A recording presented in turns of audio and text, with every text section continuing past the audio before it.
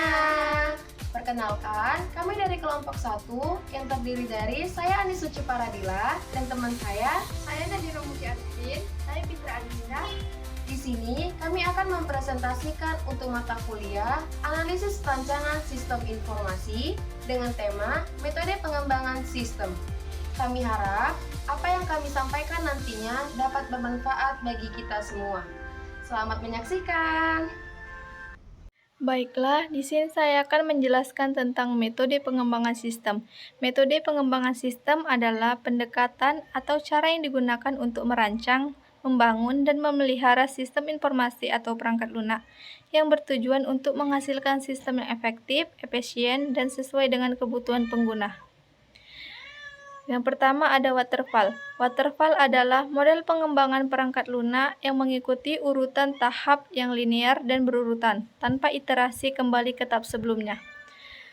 Berikut ada 6 tahapan waterfall.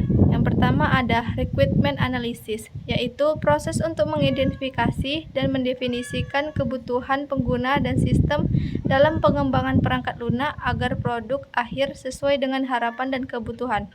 Yang kedua ada system design, yaitu proses merancang struktur dan komponen sistem berdasarkan kebutuhan yang telah ditentukan agar sistem berfungsi sesuai tujuan yang diinginkan. Yang ketiga ada implementation, yaitu tahap penerapan desain sistem ke dalam kode program untuk membangun sistem atau perangkat lunak yang sesuai dengan spesifikasi.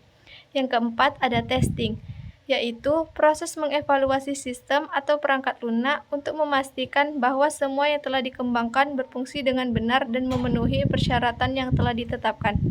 Yang kelima ada development, yaitu tahap di mana aplikasi yang sudah selesai dikembangkan dan dipuji dipasang di lingkungan produksi agar dapat digunakan oleh pengguna akhir.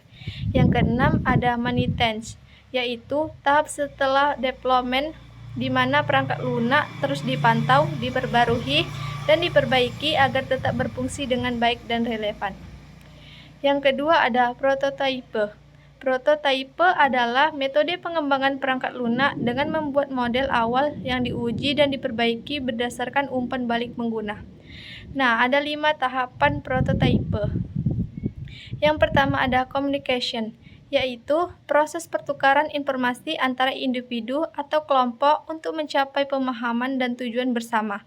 Yang kedua ada planning, yaitu proses merencanakan langkah-langkah yang diperlukan untuk mencapai tujuan, termasuk penentuan sumber daya, waktu, dan tugas yang perlu dilakukan. Yang ketiga ada modeling, yaitu membuat representasi dari suatu sistem untuk memahami atau merancangnya. Yang keempat ada construction, yaitu tahap pembuatan sistem perangkat lunak dengan menulis kode dan membangun komponen. Dan yang kelima ada deployment, yaitu proses memasang dan mengonfigurasi perangkat lunak di lingkungan produksi untuk digunakan oleh pengguna akhir. Yang ketiga yaitu RAD atau Rapid Application Development. RAD adalah metode pengembangan sistem yang menekankan kecepatan dan fleksibilitas dalam proses pengembangan. Metode ini fokus pada pembuatan prototipe dan iterasi cepat untuk mendapatkan umpan balik dari pengguna secara terus-menerus, sehingga kebutuhan sistem dapat disesuaikan lebih cepat. Nah, di dalam RAD memiliki 4 tahapan. Yang pertama, perencanaan kebutuhan. Yang kedua, desain sistem. Yang ketiga, pengembangan. Dan yang keempat, implementasi.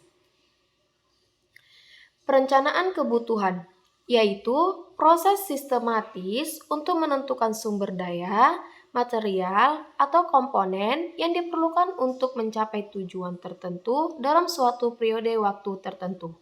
Yang kedua, desain sistem, yaitu proses merancang struktur, komponen, modul, dan interaksi dari suatu sistem untuk memenuhi kebutuhan fungsional dan non-fungsional yang ditetapkan.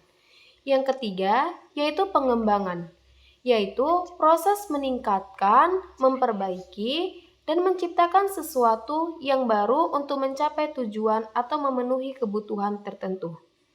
Dan yang keempat, yaitu implementasi, yaitu proses menjalankan atau menerapkan suatu rencana, desain, atau keputusan ke dalam tindakan nyata agar tujuan yang telah ditetapkan dapat tercapai.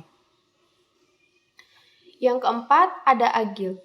Agile adalah metodologi pengembangan perangkat lunak yang mengutamakan iterasi cepat, kolaborasi tim, dan fleksibilitas terhadap perubahan. Di Agile memiliki 6 tahapan. Yang pertama ada plan, yaitu proses merencanakan langkah-langkah yang diperlukan untuk mencapai tujuan atau menyelesaikan proyek, termasuk penentuan sumber daya, jadwal, dan pembagian tugas. Yang kedua, desain, yaitu tahap merencanakan dan menyusun struktur, sistem, serta komponen-komponennya untuk memenuhi kebutuhan yang telah ditetapkan. Yang ketiga, ada develop, yaitu tahap di mana perangkat lunak dibangun dengan menulis kode, mengintegrasikan komponen, dan mengimplementasikan fungsionalitas sesuai dengan desain yang telah dibuat. Yang keempat, ada test, yaitu tahap pengujian perangkat lunak untuk memastikan fungsionalitas, kinerja, dan kualitasnya sesuai dengan spesifikasi yang ditetapkan.